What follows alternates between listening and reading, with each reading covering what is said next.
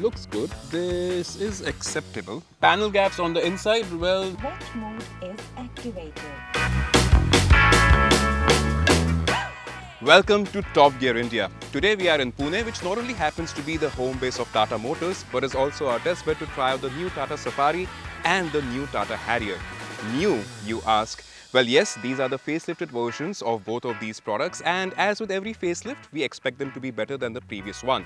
Question is, has Tata Motors ironed out all known issues with two of their most expensive products? And towards the end, I'm also going to list down new issues that we spotted with both of these products. Lots of information coming your way. Let's get started.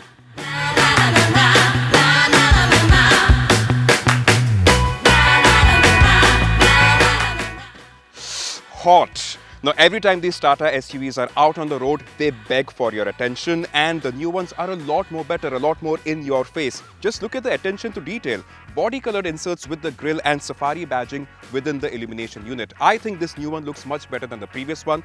What do you think? Do let us know in the comments below. But for now, the question that we're answering, can you trust your 25 large ones with a Tata badged product? Let's answer that. Looks good. This is acceptable. Acceptable. Bumper sits flush. The tail lamp is aligned.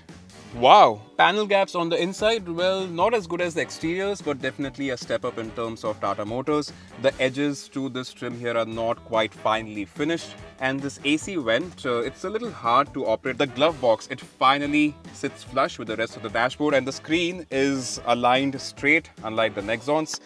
Three different materials used on the steering wheel, which I quite like, but when you turn the steering wheel, you notice that the top cover does not quite align with the bottom cover of the steering column. Overall, this is a huge step up from what Tata Motors used to offer with the previous versions of these cars. I quite like the quality of materials, the treatment, it's all horizontal, quite neat and clean. It's just that those finer details need more attention, and that is what you would expect from a car that is this expensive.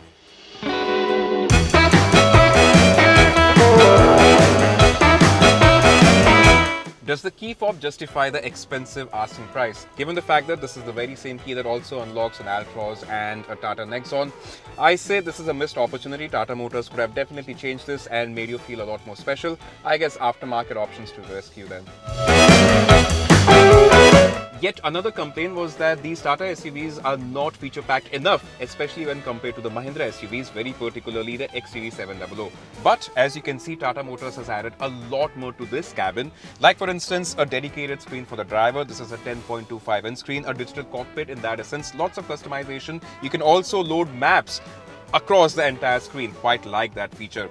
And then look at this massive 12.3-inch screen. As you can see, I'm pressing the fan button quite a lot of times, but it's only registering very few of those inputs. So this could have been better. ADAS features have been added, and this Safari and Harrier both now get an adaptive cruise control with start and stop function, which is extremely useful. You get a wireless charger. Also, both these front seats are ventilated. They are both electrically adjusted. This one, the driver's seat, also has memory function. Let's say you have your daily knickknacks like 2 phones, a bottle of water and the key to the car. You place the first phone in the wireless charging slot, and now you don't have space for the second phone, which means you'll have to use the cup holder. Now, the bottle of water can definitely go in the large door pockets, but had this been a coffee mug, I don't have space to keep that. All of you auto enthusiasts out there know just how important advanced and high quality lubricant is essential for the optimum performance of your car's engine. It reduces friction between the parts and minimizes wear and tear. Introduce your car's engine to the all-new Quartz 9000 Extra Future XT from Total Energies, an advanced fully synthetic engine oil which is also compatible with the latest hybrid vehicles and downsized engines. This engine oil will improve the life of your vehicle. The advanced formulation with eco-science technology helps reduce friction, which in turn maximizes power output and improves fuel efficiency.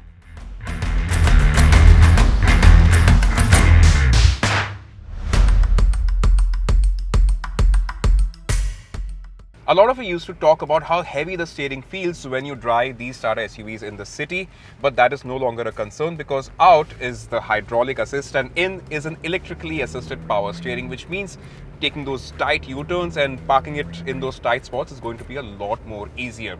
What I like is the calibration of the steering wheel, which means it weighs up really nice as you gather speed, and it is also mapped to driving modes. But when you switch it to sport mode, it weighs up for you to enjoy the driving experience, and that is an absolute beauty. It helps you drive a lot more enthusiastically, like I am right now. Yet another thing that I was never a fan of is the lady that talks to you every time you operate a certain few features in the car. Let's try out and see if she still exists. Wet mode is activated. Yes, she still lives, and her voice has gotten a lot more seductive. I'm not sure if I'm supposed to do anything after what she just said. Wet mode activated. Well, the good thing is you can turn her off using that toggle switch in the screen, and I'm glad they have that option. The concern though is this new control panel that they've added. No longer do you have those rotary dials. I really have to take my eyes off the road and look at where my fingers are being pointed. Just take it out and give us those rotary dials. I really like that.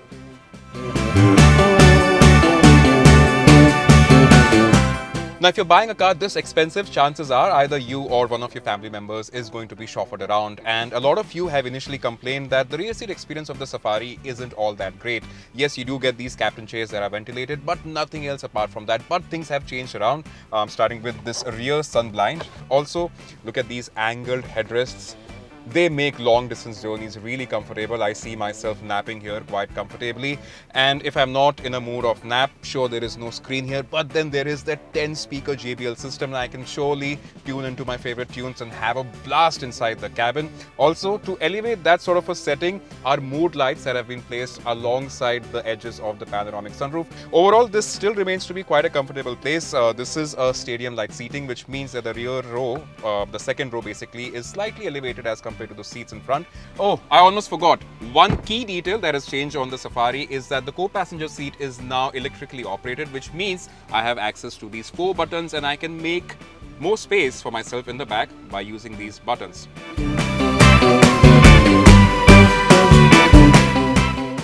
Yet another concern that a lot of you had was operating this heavy tailgate, but you don't have to worry about that anymore. You don't even have to hit the gym anymore because Tata Motors has electrified the rear tailgate. So press of a button, it beeps and it comes up. It is also gesture controlled, and a press of a button for it to come back. So you no longer have to hold that heavy tailgate, and that goes in place. Okay, it's time for the Safari to leave. But that's all right because we have something even more exciting ready for us to experience. This is the Harrier, and look at the color, sunlit yellow. OMG!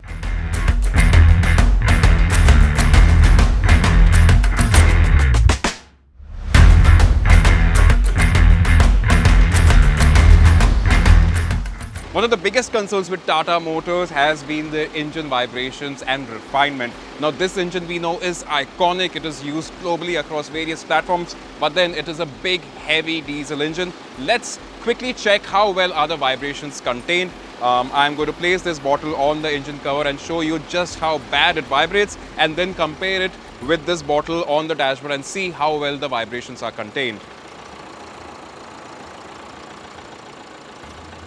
Whoa, whoa. Okay, that's quite a dance. You've seen how vigorously the bottle was vibrating when kept on the engine cover. Now, I'm going to have one sip of water so that you can see the level. I'm going to place this on the dashboard. I'm going to keep the bottle and let the levels settle. You can see the surface is vibrating. Let me also rev the engine. But yes, it's nothing excessive. It's also nothing truly impressive. Yet another issue that a lot of you have discussed on various forums is the cabin insulation that Tata Motors provides with its SUVs. Now, basically cabin insulation means the kind of noise that is being transferred onto the inside of the cabin from the outside. To demonstrate how well it is now, I have my photographer Sandesh, who is listening to some crappy music. I'm going to shut him off by pulling this window up.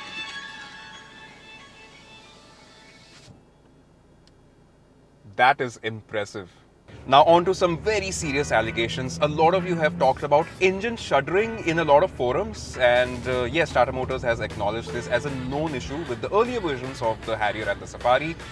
Your engine can shudder due to various reasons, faulty fuel pump, also incorrect engine internals, and not so well designed engine mounts. But all of those issues have been rectified. Now we've been allocated the car just for 3 hours, and so far the driving experience has been really good.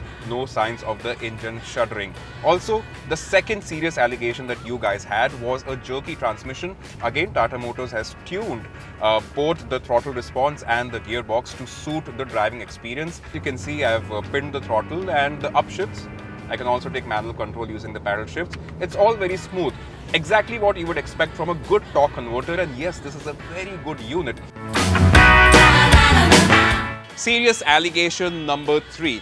The suspension fails in about 6 months. Buddy, we've driven enough Tata cars to be very sure that their suspension setup is one of the best that we currently have in the market.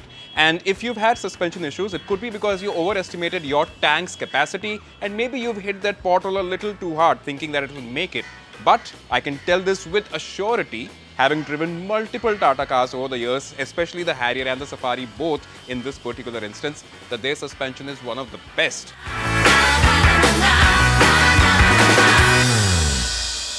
So you're looking at the cabin of the Harrier and you really like it, but then you are hesitant buying one of these Tata SUVs because you've read across various forums that Tata cars are not reliable. Sometimes the screen doesn't work, sometimes there are multiple error lights in the instrument cluster, and sometimes the car just wouldn't start. And yes, Tata Motors has acknowledged that all of these issues used to exist with their previous products, their products in the past, but now with the new generation of products, these electronic bits and the mechanical bits have undergone rigorous testing. But we've not tested this extensively because we've had the car just for a couple of hours.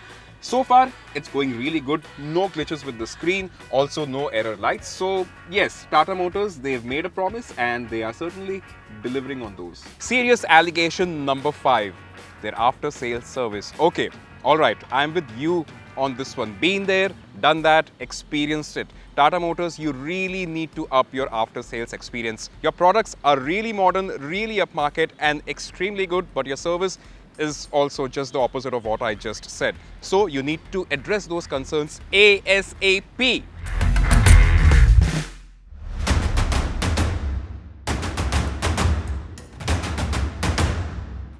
Having driven the Safari and the Harrier both, I can confirm that Tata Motors has made continuous improvements with both of their products, and yes, finally they are able to justify those expensive asking costs. Approximately 21 lakhs for the top-end Harrier and approximately 24 lakhs for the top-end Safari.